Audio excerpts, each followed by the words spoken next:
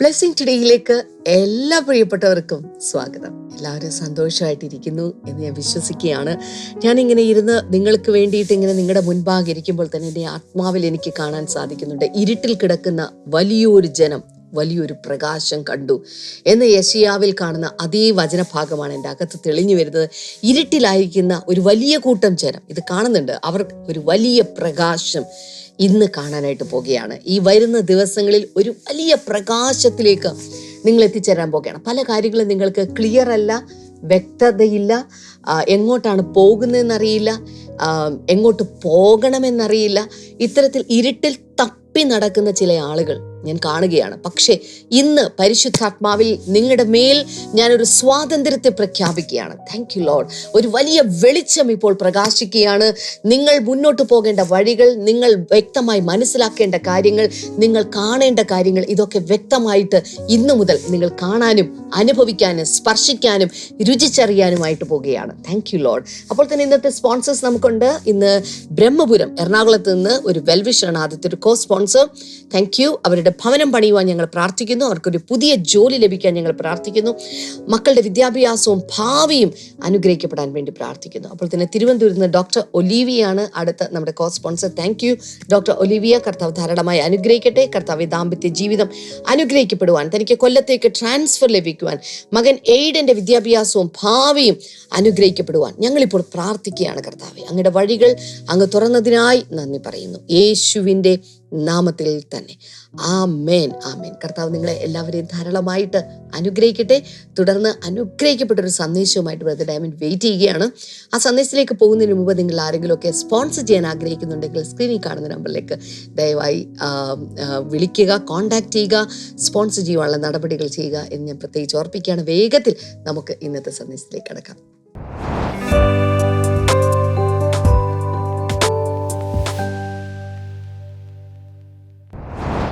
Welcome back. ഇന്നലെ നമ്മൾ ചില കാര്യങ്ങളൊക്കെ തുടങ്ങി വെച്ചു. യെശയ്യാവിൻ്റെ പുസ്തകം 61 അധ്യായം മൊത്തം വായിച്ചു മലയാളത്തിൽ. ഇനി നമുക്കതിൻ്റെ ചെറിയ പീസുകൾ എടുത്ത് ഒന്ന് നോക്കണം. ഞാൻ ഈ തിമോത്തിയോസിനോട് പൗലോസ് പറയുമ്പോൾ പറയുന്നൊരു കാര്യമാണ്, റൈറ്റ്ലി ഡിവൈഡ് ദ വേർഡ്. വചനത്തെ എൻ്റെ മലയാളത്തിൽ എങ്ങനെ പറഞ്ഞിരിക്കുന്നത് എനിക്ക് അറിഞ്ഞുകൂടാ. തിരുവെഴുത്തുകളെ റൈറ്റ്ലി ഡിവൈഡ്, തിരുവെഴുത്തെടുത്തിട്ട് അതിനെ കറക്റ്റായിട്ട് ഇങ്ങനെ ഭാഗിക്കണം. അപ്പോൾ എൻ്റെ മനസ്സിലേക്ക് വരുന്നത് ഒരു ബൺ, ഒരു ലോഫ് ഓഫ് ബ്രെഡ് എടുത്തിട്ട് അതിങ്ങനെ സ്ലൈസ് ചെയ്ത് പീസുകളാക്കി കഴിക്കാൻ കൊടുക്കുന്നത് പോലെ ദൈവവചനം ജീവൻ്റെ അപ്പമാണല്ലോ, അതെടുത്ത് മുറിച്ച് എല്ലാവർക്കും കൊടുക്കുന്നത് പോലെ പരിശുദ്ധാത്മാവ് ഈ ആഴ്ചയിൽ ഇത് വിഭാഗിച്ച് നമുക്കുള്ള പോർഷൻ ഓരോരുത്തർക്കും ഉള്ളത് തരും എന്ന് ഞാൻ വിശ്വസിക്കുകയാണ്. ഞാൻ യെശയ്യാവിൻ്റെ പുസ്തകത്തെക്കുറിച്ചുള്ളൊരു ബിഗ് പിക്ചർ തന്നു. 66 അധ്യായങ്ങൾ, ആദ്യത്തെ 39 അധ്യായങ്ങളിൽ പഴയ നിയമത്തിൻ്റെ എസൻസും, അതിനുശേഷമുള്ള 27 അധ്യായങ്ങളിൽ പുതിയ നിയമത്തിൻ്റെ എസൻസുമാണ് കാണുന്നത്. സ്ട്രക്ചറലി അങ്ങനെയാണ് ഇതിൻ്റെ ഡിസൈൻ. മൊത്തത്തിൽ 66 അധ്യായങ്ങൾ. അതിൽ 1 മുതൽ 39 വരെയുള്ള അധ്യായങ്ങളിലാണ് പഴയ നിയമത്തിൻ്റെ ഡീലിങ്സ് കാണുന്നത്, ദൈവത്തിൻ്റെ അപ്രോച്ച്, ജനങ്ങളോടും പാപത്തോടുമുള്ള അപ്രോച്ച്. എന്നാൽ 40-ാം അധ്യായം മുതൽ പെട്ടെന്ന് ഇതാ മരുഭൂമിയിൽ ഒരു ശബ്ദം കേൾക്കുന്നു, കർത്താവിന് വഴിയൊരുങ്ങുന്നു, അവൻ വരികയാണ്, മശിഹ വരുന്നു. മശിഹ വന്ന ശേഷം പലപ്പോഴും അതിൽ മൈ സെർവൻറ്റ്, എൻ്റെ ദാസൻ എന്നാണ് ഇങ്ങനെ പറയുന്നത്.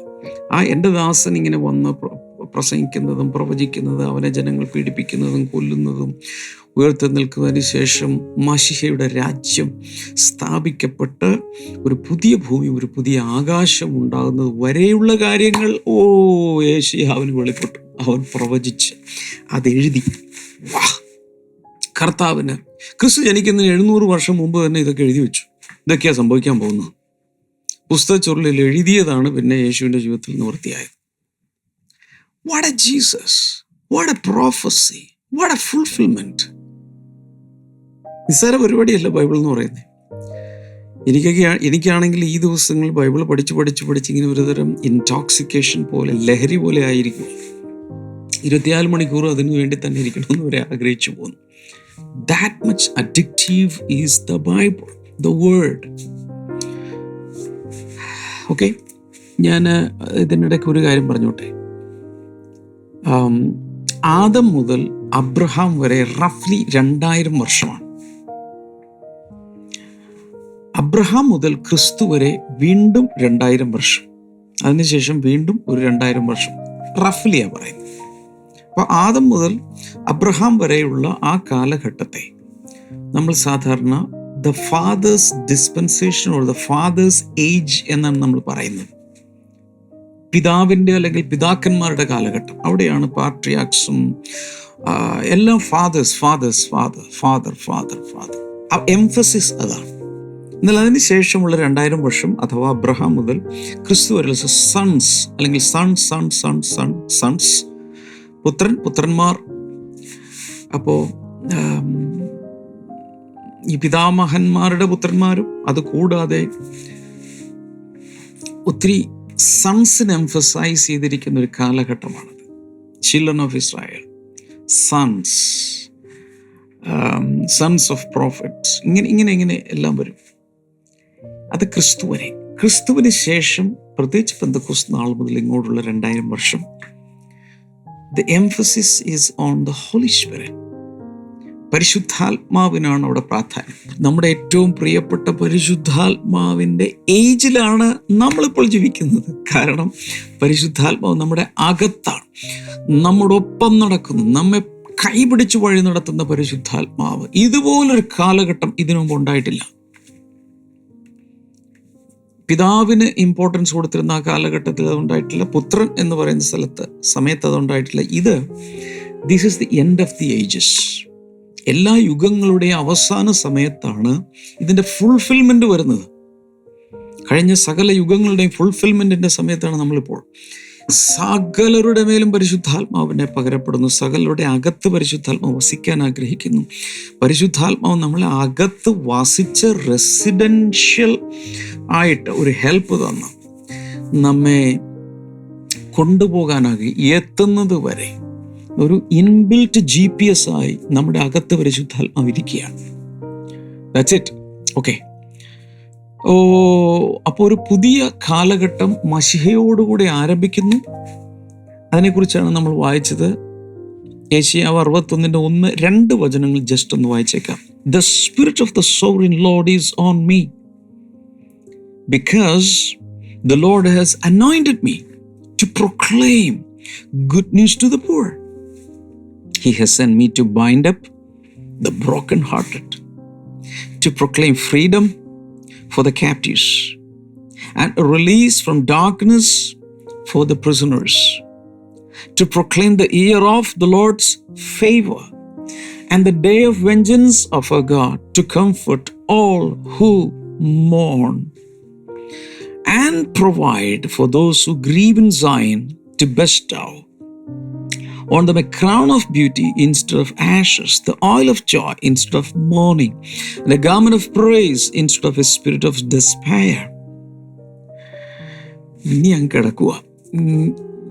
അങ്ങനെ പോയാൽ മൊത്തം ഞാൻ വായിക്കേണ്ടി വരും. പക്ഷേ ഇവിടെ പറയുന്ന ചില കാര്യങ്ങളാണ്. ഞാൻ സാധാരണ ഇതിനെ പറയാനുള്ളത് യേശുവിൻ്റെ ശുശ്രൂഷയുടെ 7 ആസ്പെക്ട്സ് ഉണ്ട്. യേശുവിൻ്റെ മേൽ പരിശുദ്ധാത്മാഭിഷേകം വന്നപ്പോൾ, പരിശുദ്ധാത്മാവ് തൻ്റെ മേൽ ഇറങ്ങിയപ്പോൾ, ഈ പുസ്തകച്ചുരുളിൽ നിന്ന് എടുത്ത് വായിക്കുമ്പോൾ 7 ഡിഫറെൻറ്റ് കൈൻഡ്സ് ഓഫ് മിനിസ്ട്രി യേശു ചെയ്യും. ഒന്ന് കുറിച്ച് വെക്കുക. മാത്രമല്ല ലൈവ് ചാറ്റിലേക്ക് ഒന്ന് ടൈപ്പ് ചെയ്തിട്ട് ഞാൻ പെട്ടെന്ന് പറയാം. 1. Preaching good news to the poor. എളിയവരോട്, ദരിദ്രരോട് സുവിശേഷം പ്രസംഗിക്കുക. അതാണ് ഒരു ശുശ്രൂഷ. എഴുതി വെക്കുക. 2. Proclaiming the year of the Lord's favor. ദൈവ പ്രസാദ വർഷം പ്രഖ്യാപിക്കുക. കർത്താവിൻ്റെ പ്രസാദ വർഷം പ്രഖ്യാപിക്കുക. ദൈവം പ്രസാദിച്ചിരിക്കുന്നു, നിങ്ങളിൽ ദൈവം പ്രസാദിച്ചിരിക്കുന്നു, ദൈവം കോപിച്ചിരിക്കുകയല്ല. ഹേയ്, ഇതൊന്ന് വിശ്വസിക്കപ്പാ. എന്താ ഞാൻ പറഞ്ഞത്? ദൈവം നിങ്ങളോട് കോപിച്ചിരിക്കുകയല്ല. ദൈവം നിങ്ങളിൽ പ്രസാദിച്ചിരിക്കുന്നു. 2 കൊരിന്ത്യർ 6:2 ഇപ്പോഴാകുന്നു സുപ്രസാദകാലം. നിങ്ങളും ഞാനും ജീവിക്കുന്നത് സുപ്രസാദകാലത്താണെന്നറിയാമോ? കർത്താവ് ഇങ്ങനെ ദേഷ്യപ്പെട്ടും മീശ വിരിച്ചുകൊണ്ടിരിക്കുകയല്ല. ആ കാലം കഴിഞ്ഞു. ഇത് സുപ്രസാദകാലം. വാ, അത് മനസ്സിലാക്ക്. സാത്താൻ വന്ന് ചെവിൽ പറ, അല്ലല്ലല്ല, നീ ചെയ്ത കുരുത്തക്കേട് കൊണ്ട് നിന്നിൽ ദൈവം കോപിച്ച് നിന്നെ ഇപ്പൊ തട്ടിക്കളയും. നോ, കർത്താവ് ഇപ്പോൾ പ്രസാദിച്ചിരിക്കുകയാണ്. എങ്ങനെ? സ്വന്തം പുത്രനിൽ പ്രസാദിച്ചിരിക്കുകയാണ്. ക്രിസ്തു നമ്മുടെ മിടുക്കൊണ്ടല്ല കേട്ടോ. അങ്ങനെയാണെങ്കിൽ ഒരിക്കലും പ്രസാദിക്കാൻ പോകുന്നില്ല. ക്രിസ്തുവിൽ ഇവൻ എൻ്റെ പ്രിയപുത്രൻ, ഇവനിൽ ഞാൻ പ്രസാദിച്ചിരിക്കുന്നു എന്ന് പറയുന്ന ആ പ്രസാദം അവൻ്റെ കെയർ ഓഫിൽ നമുക്ക് കിട്ടി. നമ്മുടെ മെറിറ്റ് കൊണ്ടല്ല, നമ്മുടെ പുണ്യപ്രവൃത്തി കൊണ്ടല്ല. ആ കാലഘട്ടത്തിലാണ് നമ്മളിപ്പോൾ ജീവിക്കുന്നതെന്ന് വിശ്വസിക്കാമോ? തലയിൽ നിന്ന് വേണ്ടാത്ത എല്ലാം എടുത്ത് കളാ.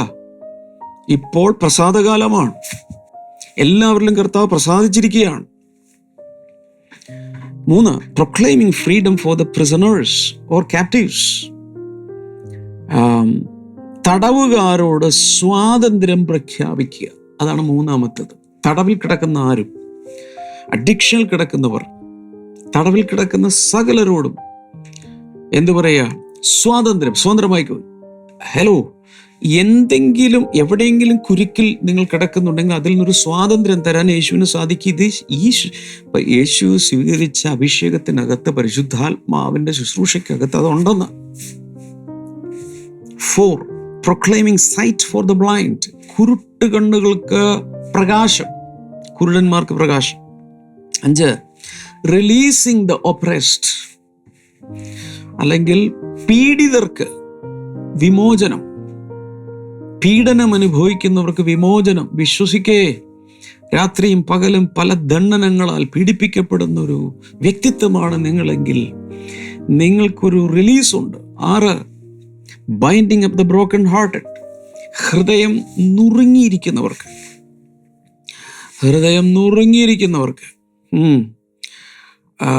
അവരുടെ ഹൃദയങ്ങളെ തകർന്ന് നുറുങ്ങി പീസായി കിടക്കുന്ന ആ ഹൃദയങ്ങളെ, മുറിഞ്ഞ് തകർന്നിരിക്കുന്ന ഹൃദയങ്ങളെ ബൈൻഡ് അപ്പ് ചെയ്ത് അതിനെ നല്ല ഹൃദയമാക്കി, ഹെൽത്തിയായ ഹൃദയമാക്കി മാറ്റുക. വാ.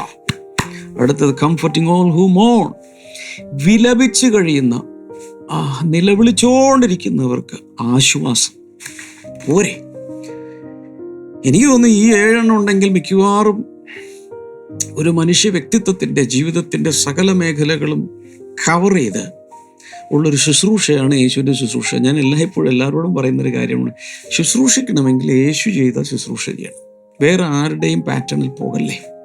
യേശുവിൻ്റെ ശുശ്രൂഷ ചെയ്യുക. ഇതൊക്കെയല്ലേ യേശു ചെയ്തേ? അതിനല്ലേ അഭിഷേകം? അതല്ലേ നമ്മളും ചെയ്യേണ്ടത്? അതിനുള്ളൊരു പാറ്റേൺ അല്ലേ യേശു ചെയ്തത്? ഇനി ഞാൻ പറയുന്നത് വളരെ ശ്രദ്ധിച്ച് കേൾക്കണം. നിങ്ങൾ ദാരിദ്ര്യത്തിൻ്റെ നെല്ലിപ്പലക കണ്ട് കിടക്കുകയാണ്. എപ്പോഴും കോള് വരാം, കടക്കാർ വിളിക്കും, ബാങ്കിൽ പലിശ, വട്ടിപ്പലിശ, എവിടെയൊക്കെ പൈസ കൊടുക്കാം, അവിടെ എല്ലാം പൈസ കൊടുക്കാനുണ്ട്. മാത്രമല്ല, നിങ്ങൾ എന്തെല്ലാം ചെയ്താലും, ജീവിതകാലം മുഴുവൻ ജോലി എടുത്താലും, എന്തൊക്കെ ചെയ്താലും ഈ കടം വീടുമെന്ന് തോന്നുന്നില്ല. അത്ര വലിയ കടക്കണിയിലും ദാരിദ്ര്യത്തിലും പ്രശ്നത്തിലും നടക്കുന്ന സമയത്ത് നിങ്ങളുടെ വീട്ടിലേക്ക് ഞാൻ അങ്ങ് വരിക, കയറി വന്നു, ടിങ് ടോങ് ബെല്ലടിക്കുന്നു. അയ്യോ ബ്രദറാണോ? ഇരിക്കേ, സോഫയിൽ ഞാൻ ഇരിക്കുക. എന്നിട്ട് പറയുക, നിങ്ങളെല്ലാ കടങ്ങളും വീട്ടിയിരിക്കുന്നു.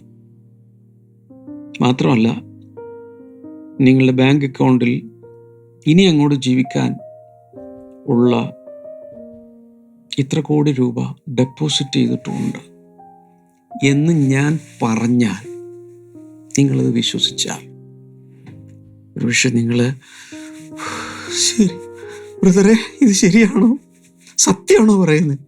എനിക്ക് വിശ്വസിക്കാൻ പറ്റുന്നില്ല. ഇത് സത്യമാണോ? എന്താ പ്രൂഫ്? ഇതാ, നിങ്ങളുടെ ബാങ്കിൻ്റെ പാസ്ബുക്ക് നോക്ക്, എല്ലാ കടങ്ങളും വീട്ടിരിക്കുന്നു, കടപ്പത്രം എല്ലാം ക്യാൻസലാണ്. മാത്രമല്ല, ഇത്രയും രൂപ ഡെപ്പോസിറ്റിൻ്റെ പ്രൂഫ്. ചായ എടുക്കട്ടെ? ഉടനെ എനിക്ക് ചായ തരുന്നു. എന്ത് വേണം ബ്രദർ, എന്ത് വേണം എന്ന് പറ, ഏതായാലും കാശുണ്ടല്ലോ ബാങ്കിൽ, എന്ത് വേണേലും പറ.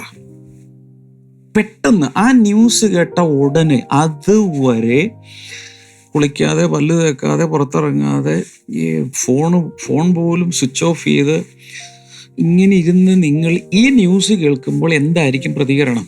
നിങ്ങൾ മൊത്തം മാറിയില്ലേ? That is what Isaiah is saying. യെശയ്യാവ് അതാ പറയുന്നേ. നിങ്ങളുടെ സകല എളിയവരോട്, ഇംഗ്ലീഷിൽ പൂർ എന്നാണ്, ദരിദ്രരോട് സുവിശേഷം അറിയിക്കുവാൻ യേശുവിൻ്റെ ശുശ്രൂഷ പറയുന്നത്.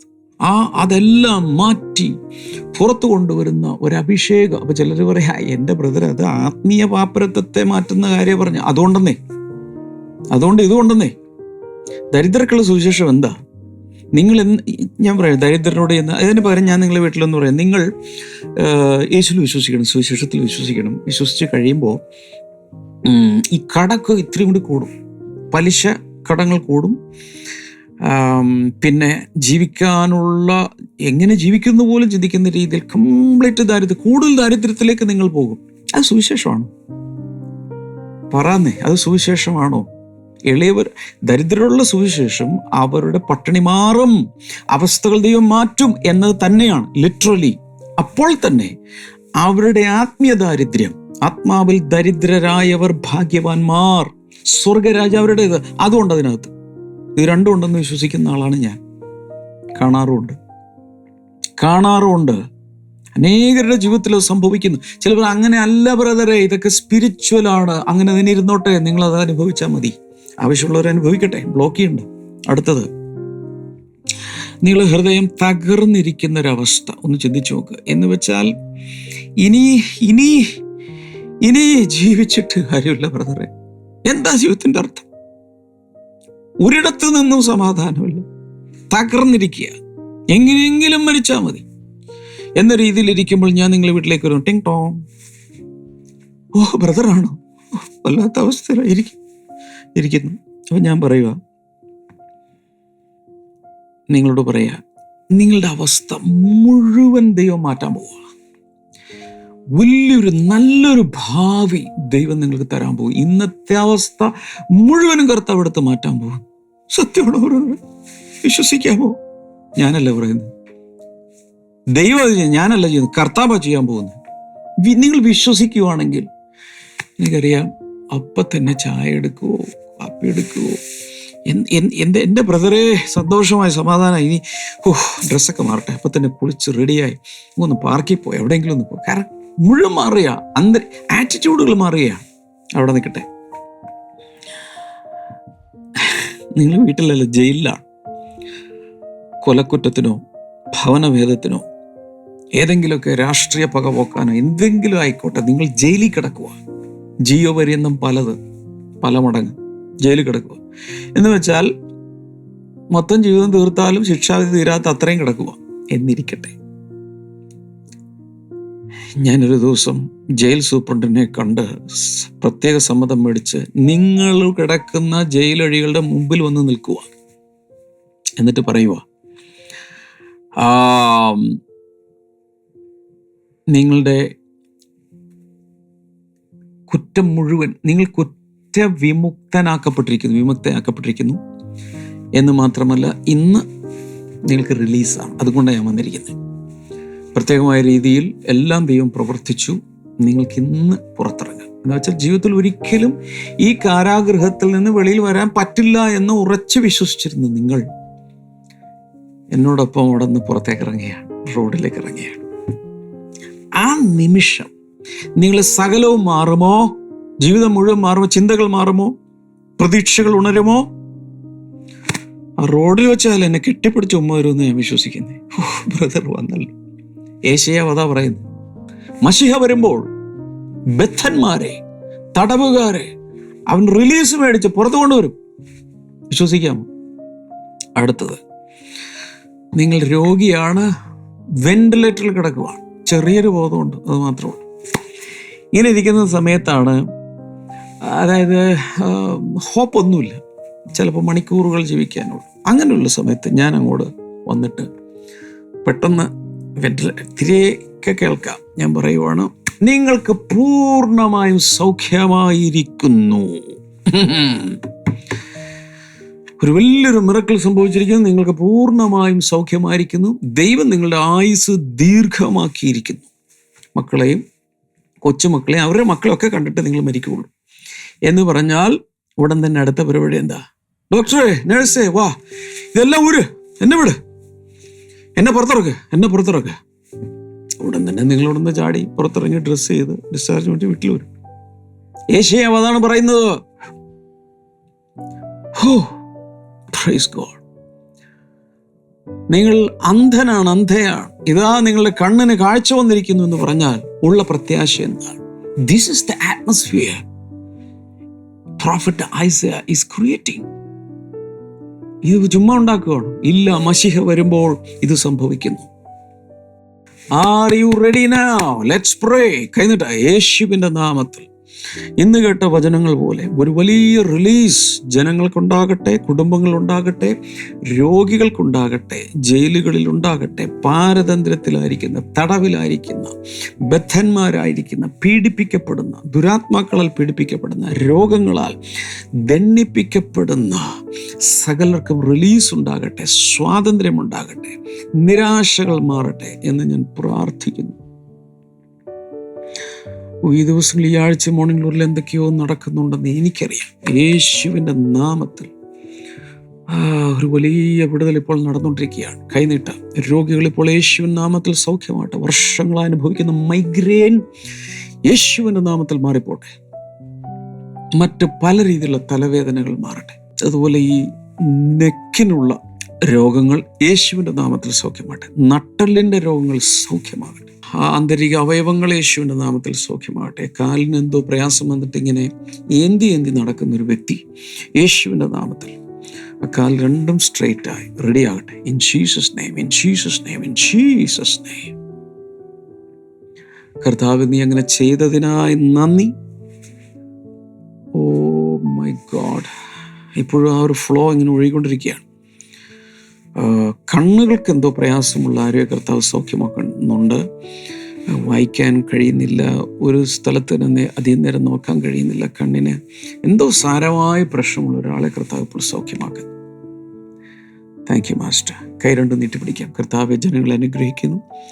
രോഗങ്ങൾ മാത്രമല്ല കർത്താവെ, രോഗസൗഖ്യം മാത്രമല്ല, ഏത് വിഷയത്തിലും, സാമ്പത്തികമോ എന്തുമായിട്ട്, അവിടെ എല്ലാം വിടുതലുണ്ടാകട്ടെ യേശുവിൻ നാമത്തിൽ. ആമേൻ. ബ്ലെസ്സിംഗ് ടുഡേ ഒരു പാർട്ട്ണറായി, സ്പോൺസറായി നിങ്ങൾക്ക് മാറാം. സ്ക്രീനിലെ നമ്പർ എടുത്ത് ഡീറ്റെയിൽസ് വിളിച്ച് മനസ്സിലാക്കുക. blessingtoday.tv എന്ന വെബ്സൈറ്റ് സന്ദർശിക്കാൻ. പുസ്തകങ്ങൾ ആവശ്യമുള്ളവർക്ക് ആമസോണിൽ നിന്നും നിങ്ങൾക്ക് അത് ലഭിക്കും. ആൻഡ് ബ്ലെസ്സിംഗ് ടുഡേ ബുക്സ് അല്ലെങ്കിൽ ഡാമിൻ ആൻ്റണി ബുക്സ് എന്നൊക്കെ പറഞ്ഞ് ടൈപ്പ് ചെയ്യുക. എല്ലാ ബുക്സും ഇംഗ്ലീഷിൽ, മലയാളത്തിൽ, ഹിന്ദിയിൽ, തമിഴിലൊക്കെ ഉള്ളത് നിങ്ങൾക്ക് ലഭിക്കും. എല്ലാവരും കർത്താവ് ധാരാളമായി കേട്ടെ. See tomorrow. ബൈ.